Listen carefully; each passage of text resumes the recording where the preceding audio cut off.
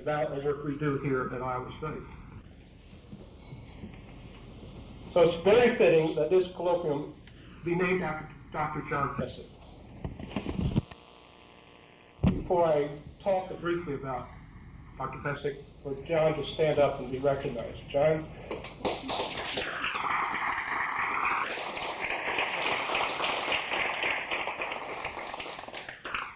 I'll get to it later, but for a person who served as 26 years as head of a department to be able to stand at all is remarkable.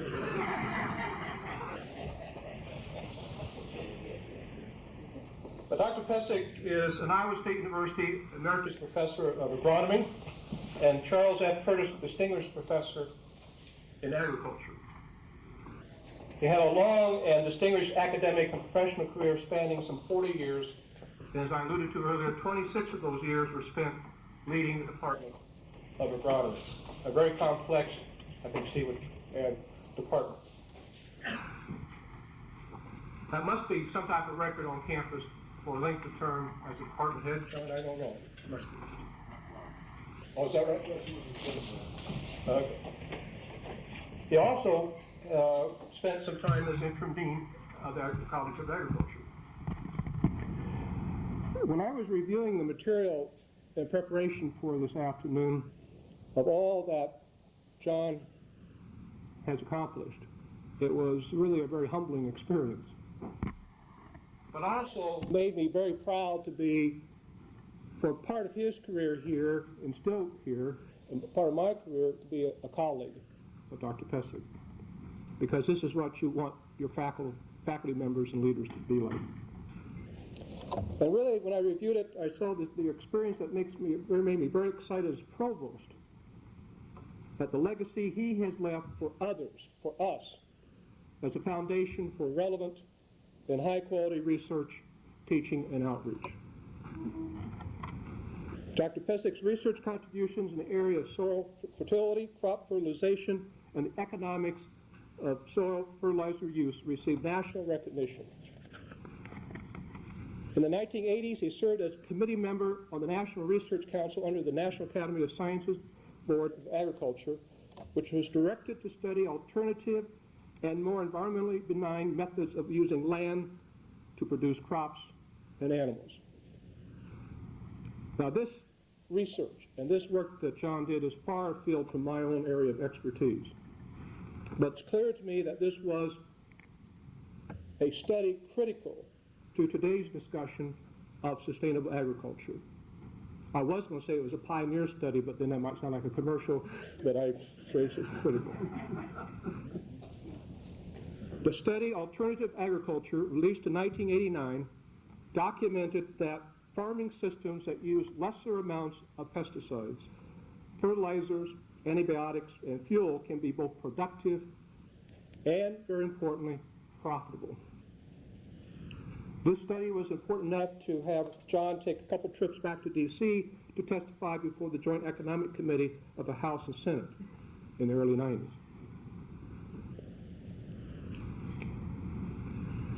I was given only about 3 or 4 minutes, so I had to be somewhat careful on what I would talk about in terms of his awards and recognitions.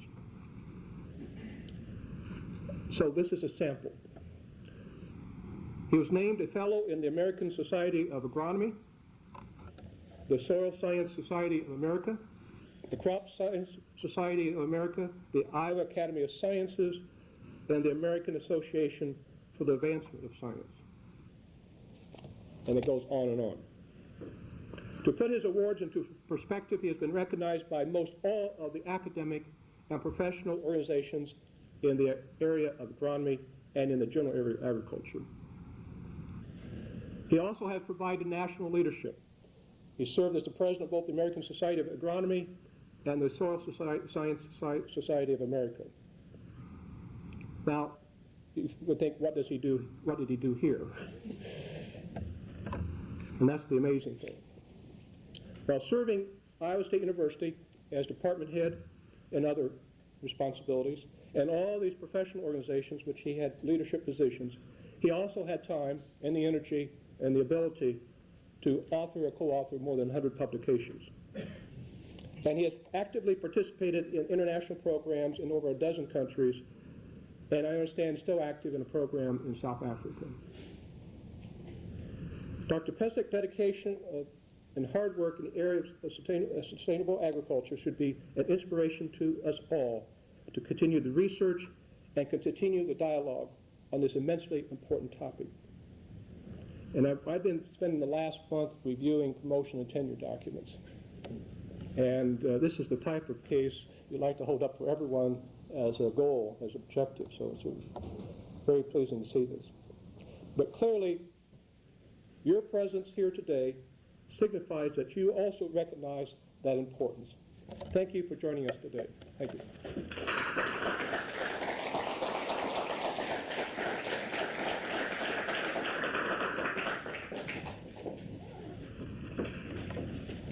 Thank you very much. As the Henry A. Wallace Chair for Sustainable Agriculture, I too would like to welcome you and also offer a few comments just as background about the 4th annual John Peszek Colloquium for Sustainable Agriculture. It's so very nice to see so many people that I know. And the first year we did this, I looked down and I thought, I don't know very many people. What do they think about these topics we're going to be raising? And so through these colloquiums, I've made many new friends and colleagues and come to understand how complex many of the issues are concerning the future of agriculture. I'm very proud to be one of the sponsors, in this case the primary sponsor, that honors several prominent leaders in sustainable agriculture. One, of course, being Henry A. Wallace, for whom my own position is named, and of course our own John Peszek. The Peszek Colloquium was initiated a little over 4 years ago by a group of graduate students in the Department of Agronomy, and suggesting that not only do we need an annual discussion of this nature to raise some of these forward-thinking topics that affect the future of agriculture, but it also was very important to recognize some of Iowa leaders in agriculture, and particularly Dr. Peszek. As you can imagine, it took very little encouragement for a number of us to think we should bring this idea to a reality and try to do this every year. So the colloquium is organized for the purpose of inspiring lots of public discussion and dialogue, both on this campus and within the state of Iowa. While we have one colloquium session here on the campus, we also try to host another session somewhere in the state, and we will be taking our guest presenter to Cedar Falls tomorrow evening for a town meeting there that will be sponsored by various people on that campus, and as well as our other co-sponsors. So if you'd like to join us there for a little less formal session and lots more discussion, you're most welcome. I would like to, though, say a few words about Henry A. Wallace, who many of you know much better than I, and our speaker is really going to address many aspects that are very relevant concerning Henry A. Wallace. But my position was set up to try to focus on the wise use of science and public policy for the protection of our natural resources and our farmland.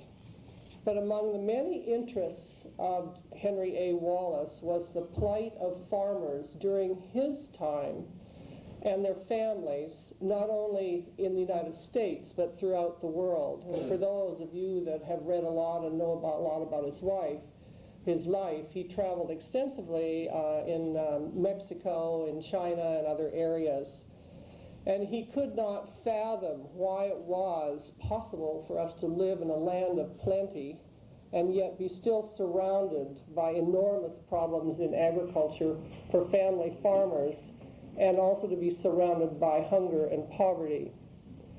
Throughout Wallace's life, he placed a priority on a search for his own spirituality, a sense of justice, and the importance of this connection we have as human beings with our land and with our plants and our animals.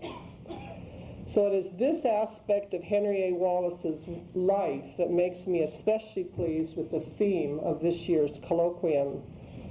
Our planning committee wanted to place the highest priority on an issue that impacted the quality of Iowa farmers' lives and of the communities of which they're an integral part. But we also wanted that issue to be something that also impacted the lives of farmers in other parts of the world. Farm policy seemed to be a natural.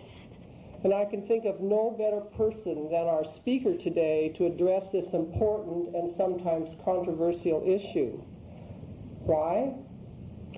You will see why I, as a social scientist, am especially appreciative of our speaker's direct farm experience in Iowa and the knowledge he has of Iowa farmers, but also of U.S. policy and its analysis. But I'm especially impressed with the commitment that he puts on people, their land, and their livelihoods. Rarely do I hear such a constructive discussion about current and future farm policy that includes a sensitivity to both U.S. farmers and farmers in other parts of the world. This year I've had the great pleasure of spending considerable time in East Africa, and a few weeks ago I was in Ghana in West Africa. And believe me, we need a lot more discussion of how our farm policy impacts farmers and their families and communities in other parts of the world. And it's very hard for us to comprehend that until we're in the middle of it. But we need this discussion, and I welcome you to this today, and we will have an opportunity for some open discussion and debate, I hope, because that's what this is all about at the end of our session. Today we'll have an opportunity to learn and to reflect and to discuss a topic that has major implications, not only for Iowa farmers and communities and consumers, but also for poorer farmers that live in other parts of the world. That's what the Peshek Colloquium is all about. As we begin, though, I would like to thank our co-sponsors of this colloquium, the Leopold Center for Sustainable Agriculture, the North Central Regional Center for Rural Development, the College of Agriculture Global Agricultural Programs Office, ISU Extension, the Women Food and Agriculture Network, and the Biology Department of the University of Northern Iowa. I'm also indebted to two people in my office for all the organization that goes behind this, Gretchen Storkowski and Paige Knudsen, who are standing by the door. Many of you know them well. They're the primary organizers.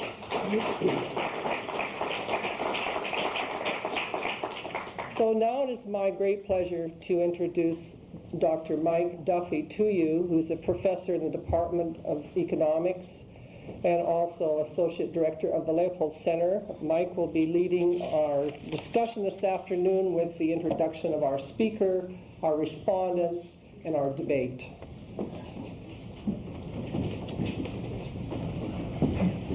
Thank you very much, Lorna. I really appreciate the opportunity to be here. I especially want to acknowledge Dr. Peshek and the years of friendship that we've had. All of his professional credentials been covered, I think, real well, but the fact that he's a friend to people is, I think, probably more important than anything. It is my pleasure to get to introduce the speakers today, and what I would like to do is lay out a little bit of the ground rules. Gretchen told me that I could kind of do this, so I'm going to do it the way I wanted to.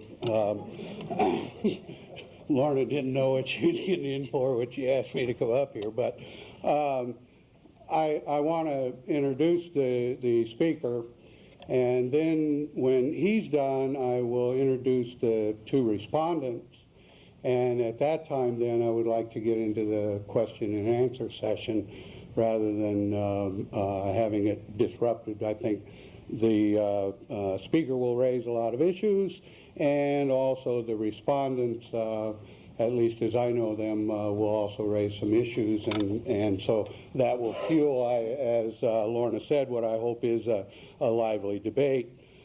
It is my great pleasure to introduce Darrell Ray.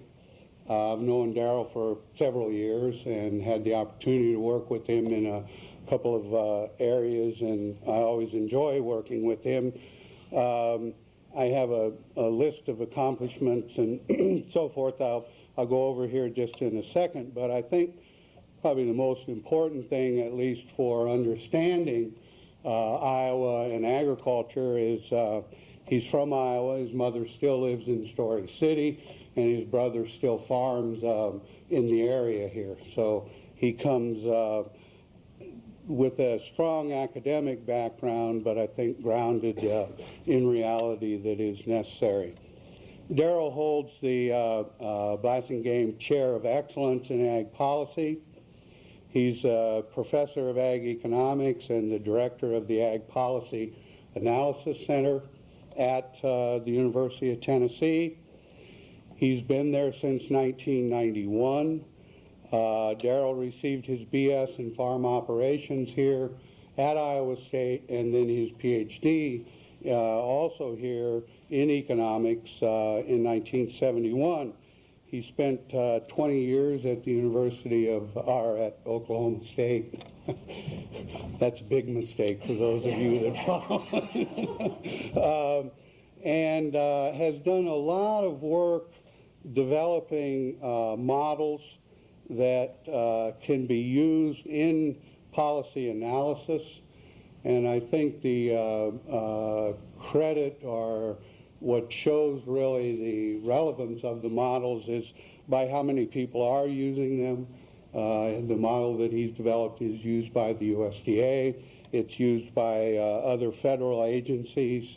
And I think, again, that speaks not only to his professional abilities, but also the reality that he brings to the work that he does. He's published more than 450 articles and other publications. He's given testimony before Congress. He's well known internationally. He publishes a weekly policy forum in Mid-America Farmer Grower. And his most recent work is Rethinking U.S. Ag Policy, Changing Course to Secure Farmer Livelihoods. And I could go on with the accomplishments and everything that Darrell's done, but you don't want to listen to me, and I think we want to listen to Darrell. So please join me in welcoming Darrell Rex.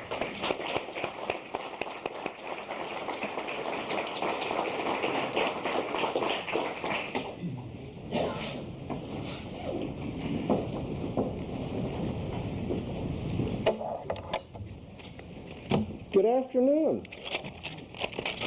Well, as Mike has said, we are going to raise a number of issues today, and I think we can have some fun talking about it, and probably provide some different views as we move along. As Mike said, I do have deep roots in Iowa. I grew up on a diversified family farm, and not only does my brother still farm, my sister and her husband also farm near Ellsworth, and I did get my education here, so I am particularly pleased and honored to participate in this John Pesek Colloquium on Sustainable Agriculture. I did meet John when I was here. I was very familiar with his work because he had collaborated with my major professor, Dr. Hetty.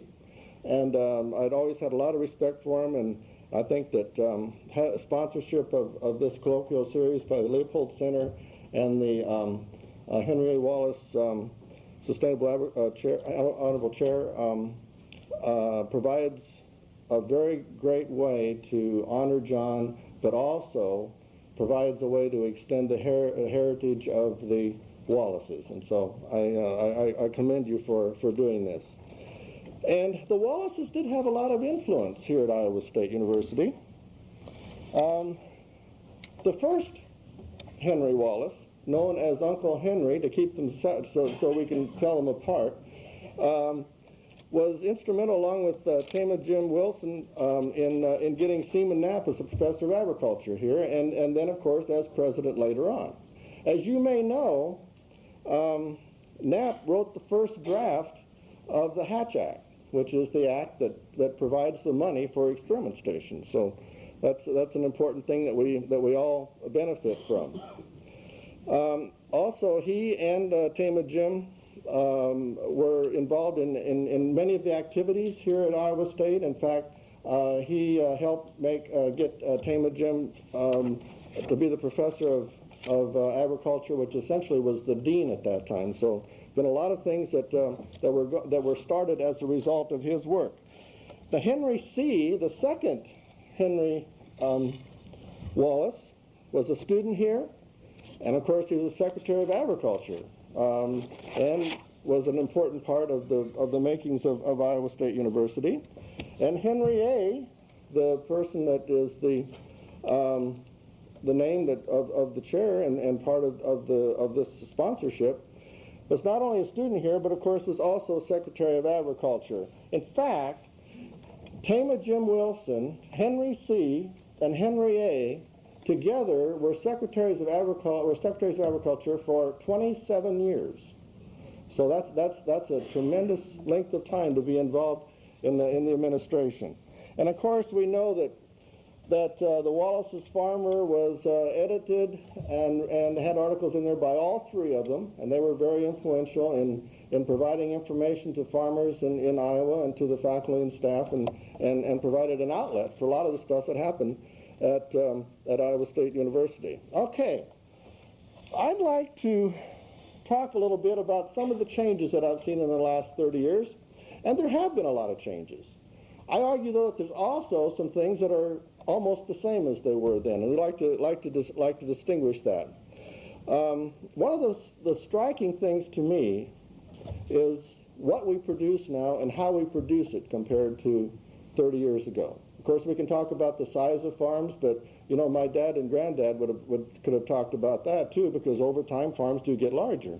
But in terms of what we grow and how we grow it is pretty striking, I think. Back when I was on the farm, we had a 5-year rotation. We had corn, soybeans, corn, oat, and hay. And we had a lot of livestock.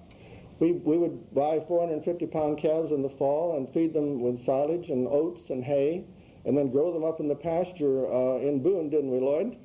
And then we looked them up with horses, and then we'd bring them home and we'd feed them out over the winter and through the next year. And we had hogs that we farrowed twice a year, and we had chickens that we would buy the little chicks in the dead of winter and grow them up and try to catch them and put them in the hen house in the fall. And we used some of those oats for horses, we used them for hogs, and we used some of the bedding from the straw. So it was a situation in which we had a very diversified agriculture. Now, if we look at agriculture today, we really see that there are really two crops that are out there. There's corn and soybeans, and corn and soybeans. Maybe a few others have a little bit once in a while, but it's basically corn and soybeans out there. Now, if you have livestock, there's usually only one species. It's either hogs, cattle, or turkeys, or something. There are a few that have more than one, but basically we're talking about one type of livestock species as a rule, if you have livestock at all. And of course, there are a number of changes that, the forces of change that have caused that, and technology is no doubt the most important one. I'm going to argue there are others too, but technology obviously is the most important one. We couldn't have had a corn-corn rotation back when I was growing up, because the cutworms would have mowed it down the second year, and you would never have been able to get a crop. So with the insecticides and plant and variety improvements, we've been able to do some things that we otherwise wouldn't have been able to do. And of course, we have machinery now that allows us to do things within the same narrow window of time for planting and harvest that we had before. The window has changed a little bit. I remember when planting corn, was on the May 10th was the time to do it. Now, of course, we try to get it done before May even comes around, but it's still very narrow. And so now we have the opportunity to do that. And there's labor savings, Roundup Ready. We don't have to walk the beans anymore. So there are a number of things that have made a tremendous difference in terms of what we can do and why we do it. But I think that there are some policy changes that have influenced this specialization as well. We've gone essentially from what I would consider a universally diversified agriculture to a very specialized agriculture. And there are very good reasons for that, in terms of economic efficiency, but there are some disadvantages too in terms of trying to spread the risk of net returns and that kind of thing.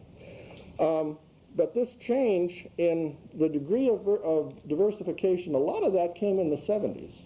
If you remember, and some of you will remember directly, and others have probably been told, that was a go-go period for agriculture. Prices increased tremendously, and they increased in the early part of the 80s too. And we really had the idea that they were going to continue to do that. Well, it turns out that at the very time that we needed stocks, we'd sold them down. In fact, we sold the bins that they were in there. I imagine a lot of you can remember those bins that were on the section corners. We had all kinds of them. Well, we not only had sold out the stocks that were in there, but we'd sold the bins as well, just at the very moment that we needed them, when we had an increase in demand in the 1970s. We abandoned Wallace's ever normal granary policy at about the time that we should have kept it. And of course, I believe that had we kept that way, prices would not have gone as shockingly high in the 1970s as they did. Now, when we were experiencing it, we thought that was good. Prices were up, we were getting more for our grain, but then, of course, later on we found out it wasn't quite so advantageous in the long run. And Secretary of Agriculture Butts kind of fanned the idea that we were going to have this for the rest of our lives. This was going to be a new era for agriculture. And ever so often you hear that. About every 20 years or so, somebody calls a new era for agriculture, and what I say is, watch out, 5 years down the road, prices are going to collapse, because that seems to be what happens.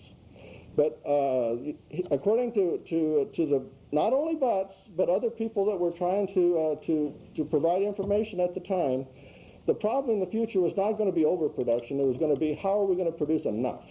Okay? And the farmers did do the fence row to fence row, but they did better than that. They pulled the fences and essentially took the livestock out. Many of them quit producing livestock, and you know, if you can make money on crop farming, why do you want to break ice for the cattle in 20-degree weather in the winter? You know, there's just no sense to it. We can make money on crop farming, and many of them did do that. But there were actions that were taken by farmers in other places as well. Farmers reacted to the high prices in other countries. It was kind of a wake-up call, in fact, because they were afraid that they weren't going to be able to get the kind of food in a dependable manner that they were used to. So the people that we had been exporting to increased their production, and the people that were export competitors saw just as much opportunity in the future as we did, and so they increased their output as well.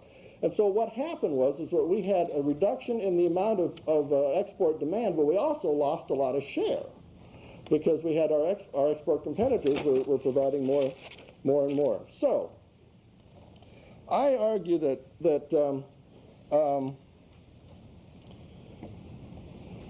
if we'd have had a little different kind of policy at the end of 1960s and the early 1970s, we could have moderated some of the increase that occurred. Now, prices would have gone higher, no question about it, and there were other inflationary factors that were involved as well.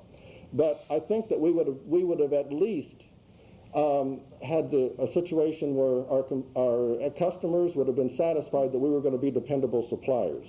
And of course that wasn't available. And if we hadn't had the price rise as much in the 1970s, we wouldn't have fallen as hard in the 1980s. Land prices would have not gone up as high, nor would they have fallen as low if we'd have had that. So I think that was a missed step in terms of foreign policy during that time. Another thing would be that, hey, Japan went to Brazil and said, let me give you some seed money here to kind of encourage you to do some more work on soybeans, because obviously the U.S. is not going to be a dependable supplier. We embargoed soybeans in the 1970s, as you recall. Well, if that hadn't happened, well, maybe Brazil wouldn't be quite as far along as they are now. Not that they wouldn't be, but I think that it probably would have at least not been an encouraging factor. All right, now, after farmers pulled their fences and converted a lot of their livestock sheds to machinery sheds in the 70s and 80s, there was another policy change that I believe helped accelerate the conversion from a diversified to more specialized agriculture. We were not in the era of change that a new era like Secretary Butts said. In fact, we had a tremendous drop in the exports in the early to mid 1980s, and there were a number of reasons for that. One reason was that Russia decided that they weren't going to be able to be as good a customer as we thought they were. Another reason was that some of the oil money that had been generated in the oil-producing countries had been deposited in banks, and those banks had used that money to make loans in the developing countries, and those folks had used that money to buy food, to buy grain. Well, that was in the 70s. In the 1980s, those loans came due, and so there was not an opportunity then for them to be able to buy as much grain as they had in the past. So, as we have said, in addition to that, where we had a lot of the investments in increasing agriculture in both our customer countries and in our competitor countries, those investments were coming to fruit now, and it was increasing the productivity and the amount of production in those countries. So, hey, we didn't have as much demand from the countries that we were used to exporting to, and also we were having more competition from our exporters, and we did lose both share and level of exports. Now, how did we respond? Well, we didn't respond as if this was just an aberration that was going to go away, and that is really what it was. We believed, as government officials, politicians, commodity organizations, farm organizations, academics, everybody believed that this decline in exports could be fixed by changing policy, okay? And the way to change it, there are a number of things that we can do, but the main thing is that we wanted to get those exports were ours, and we wanted to get them back. And all we needed to do was to change our policy to make this happen. We did have an export enhancement program. Some would argue that it was as effective as we thought it would be. But the main push was to lower commodity prices to make them more competitive. And without any evidence, the implication was that if we lowered prices, why exports would increase sufficiently that revenue would, for all of agriculture, would expand. Now, we know that if you have an elastic demand, that is, if you drop the price of corn by 10% and you increase the quantity that is exported by 15, well, then the gross revenue is going to be larger, right? Drop one by 10, increase the other by 15, you're multiplying two numbers together, it gets larger, okay? But if you look at most crop demands, and for corn and soybeans especially, most of that demand is for domestic purposes and not export, and that is notoriously inelastic, where that doesn't occur. So you'd have to have a tremendous increase in exports before you could increase the total revenue for agriculture. So it really was something that sounded good, but actually was virtually impossible to accomplish because of the nature of the livestock, of the crop markets. Now, we, since 1985, have bought the export will make agriculture prosperous line, in my view. And we've designed our policies to make that happen, and at least we think so. And some of those change in policies culminated with the 1996 FAIR Act. We did eliminate the set-aside programs, the supply management programs that we had available then, and we replaced the price floors with government payments. Now, this push the price down policy that began in 1985, and some would say it started in the 1960s actually, has been continued to the very present. And what do we got? Well, we now, in a typical year, not this year because prices are higher for soybeans and corn last year and corn this year too, but in a typical year, we're going to have a $20 billion expenditures for farm programs. And if you look at some of the projections that either CBO makes or FAPRI makes or USDA makes, it's 20 billion out as far as you want to look. 2011, 2014, it's just there. Okay? And we know that what that means is that for all of agriculture, it represents about half the net farm income. If you look at it for just crop farmers, it probably represents all their net farm income during those years. In some cases, more than their net farm income. So we're talking here about a situation that has changed and changed markedly. So I argue that that the recent policy approach has accentuated this movement from a diversified agriculture to a specialized agriculture, and obviously, again, technology is the most important driver, but I think that we've had some influence from the policy as well. Because farmers that were crop farmers now, and they only had corn, they only had soybeans in many parts of the Midwest, or they only had wheat in some other areas. The only way that they could preserve their livelihood in agriculture or to improve their livelihood was to lower the cost of production and to expand the scale of production in those two commodities. And so they had even more incentive to do it. And those that wanted to stay in livestock found that they were at a disadvantage with the integrated livestock folks who had honed the genetics for species such as hogs to the point that they were extremely productive, and at the same time were able to get the feed, the corn and the soybean meal, at sometimes 40 to 50% below the full cost of production, because farmers were getting $1.50, $1.40 for corn, and of course that doesn't come close to the full production. So there were many farmers that really could compete with that, and there was an exodus from livestock, those that still had it, or there was a switch to the contracting approach to livestock, where you essentially contracted out labor and space. So basically, those that wanted to stay in agriculture and didn't quit had really these three alternatives. Expansion of farm size, even at a faster rate than before, so that they could get economies of scale and be able to increase their livelihood, because they didn't have the diversification.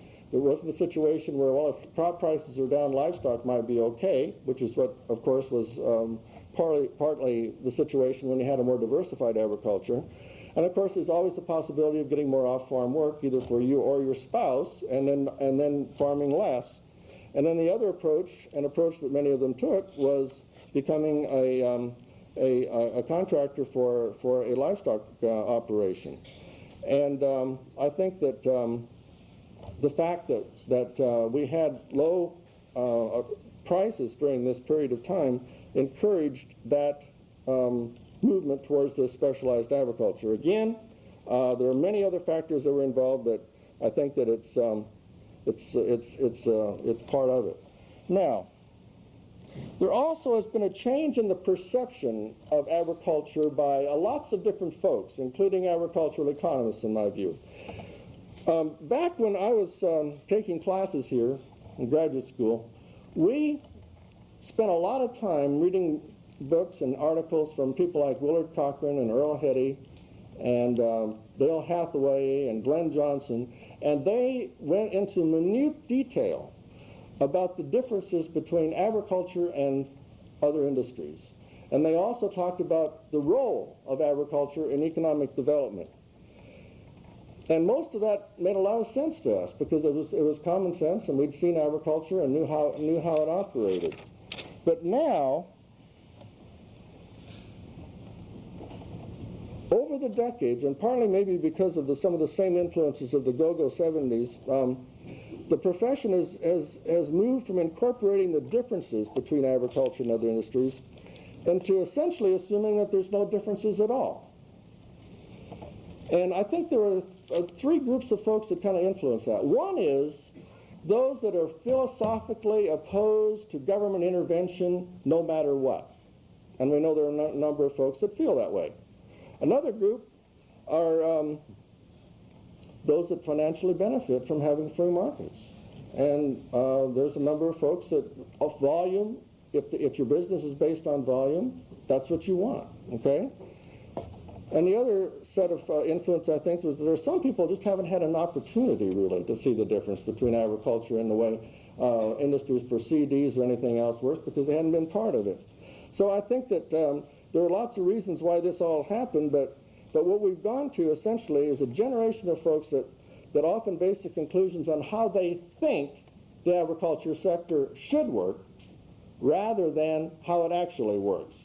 And I've spent almost a career now trying to talk about how I believe agriculture is different from other sectors and why it is important for us to take that into account when we develop policy. So a lot of what we're going to say will be around that topic.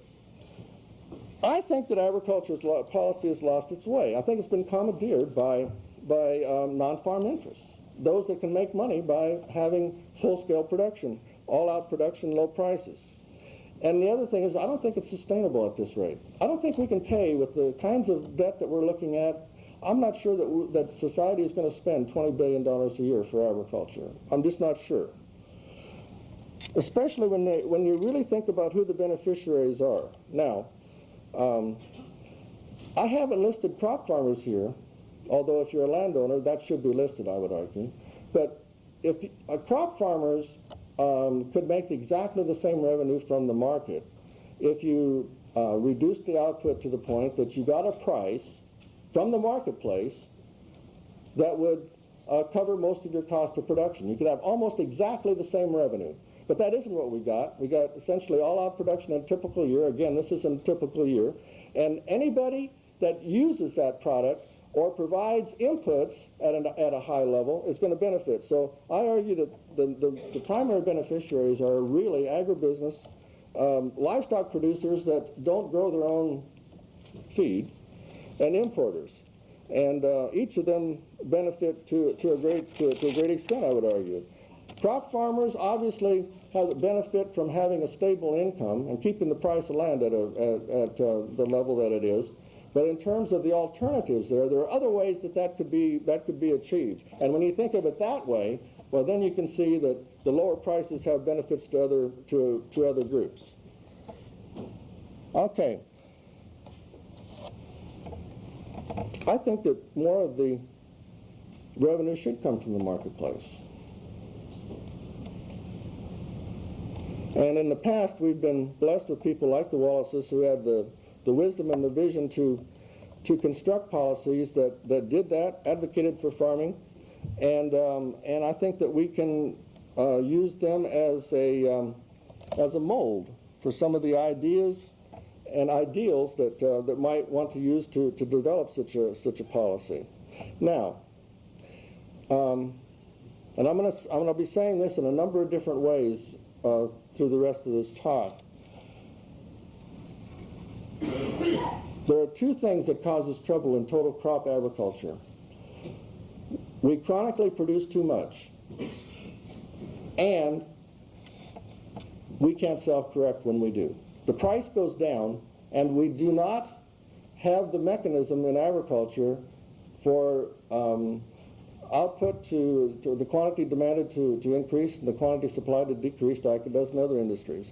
So I think that it's important for us to remember that these have been the two problems that have been with us for a long time now, since the Wallaces were around. And I'm going to argue before it's over here that excess capacity and overproduction is going to be even more of a problem nationwide, worldwide, than it has been nationwide in the past. But I think it's important to remember that that is really why it is that we have problems. Okay, so what I'd like to do is go through 3 types of alternatives here. And again, we're just talking about something to begin discussion. Obviously, when you start working with specific policies, there's a whole host of things that you could do. But I want to break them up into 3 parts right now. One is using some of the instruments that the Wallaces used, which could be done very quickly. Another one would be moving toward dedicated energy crops. That is, crops that can only be used for energy. And then talk a little bit about multinational cooperation, which is something, of course, that might take forever and may never actually accomplish. But it's something I think we need to even think about at this stage. Traditional instruments.